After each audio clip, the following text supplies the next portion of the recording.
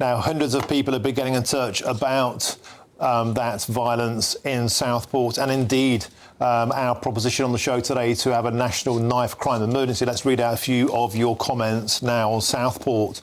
Paul says this: with rioting incited by misinformation on social media becoming commonplace, perhaps it's now time to review the laws that protect under 18s identity. Paul, I think that's a really valid point and one we should explore on future episodes of the show. If the Labour Party think that people are responsible enough to have the vote at age 16, perhaps they're responsible enough to take control and accountability for their actions, criminality, when they are 16.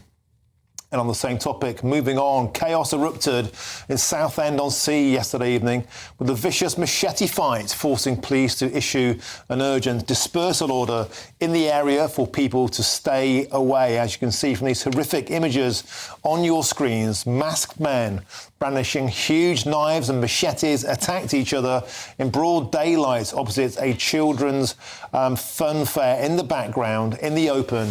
And Essex police have confirmed that 8 people have been arrested so far. Today's big question: is it time to call for a national emergency on knife crime?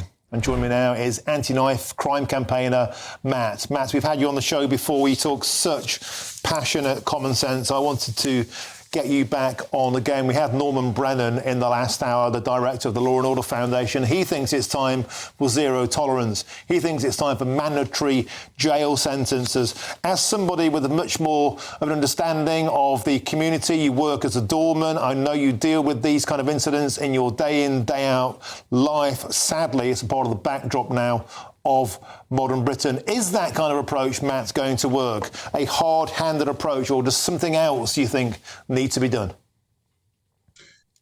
Yeah, I feel like there needs to be a hard-handed approach. This is Southend. You know, people go there, little kids go there. I've been to Southend many times. People just go there. They want to enjoy, the sun. We barely ever get sun, in the UK. And when we do get sun, we just want to enjoy it in peace. We don't want to, have a war zone going on by the rides. People are literally on the roller coaster, and you have guys literally swinging machetes like it's a battlefield. There needs to be a zero tolerance policy in regards to this, because I believe that there's just zero respect for the law. And what makes it even worse is if they're under 18, they understand that, they understand that they're protected by the law, if they're under 18. So we just see absolute no respect for the law, and something needs to be done, because it's just getting out of hand now. Before it used to be gang members doing this in an alley. Now it's just in broad daylight during the day by Southend on Sea Beach. Kids are there. Kids don't need to see this. There's some people who will never come back to Southend after seeing this. Something needs to be done, and something needs to be done ASAP. And do you think, Matt, we have a cultural issue with knife crime, especially machetes? Undeniably, disturbingly so. It seems to be ostensibly a lot of young black lads carrying these weapons. Why? What's going on?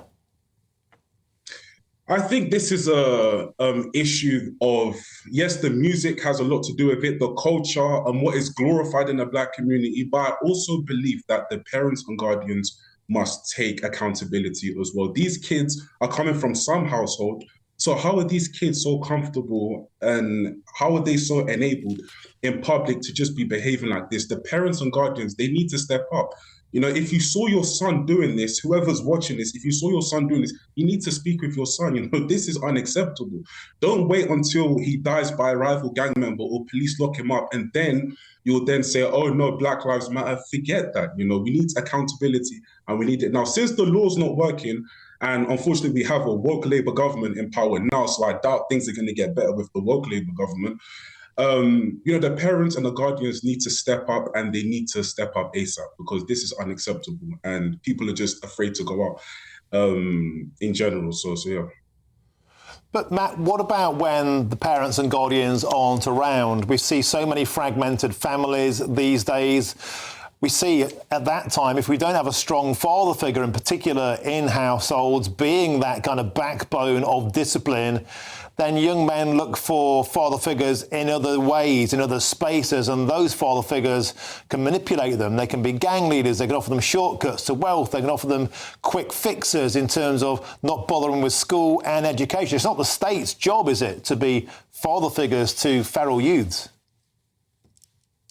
Absolutely not. I would actually also like talk about black celebrities to come in and actually have a voice and say something, because as I've just seen, there was a popular Netflix series called Supercell, and he's a guy who started off in, I don't know if it was South London, and he made it to the Netflix space.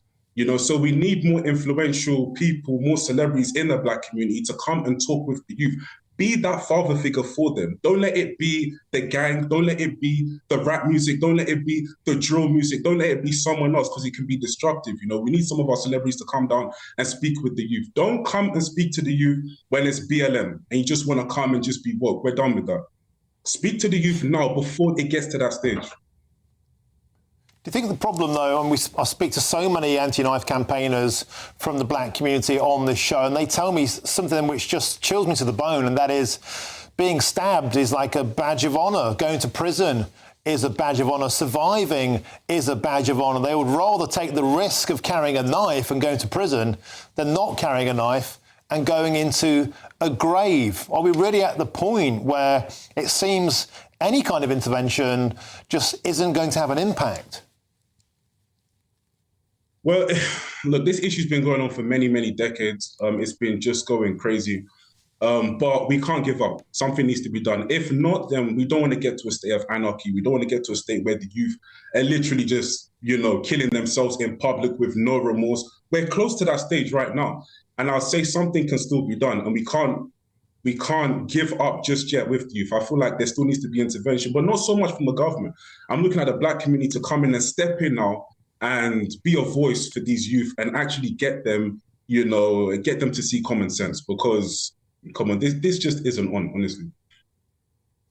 Well, Matt, you know, it's always an inspiration. You know, it's a pleasure to have you on. Please come back on more often, because I think if we have more voices like you, we might have a chance of reaching these people who just seem destined, sadly, to end up facing a life of criminality. Anti-knife campaigner Matt, thank you very much. It's always an absolute delight to have you on the show. Well done, mate.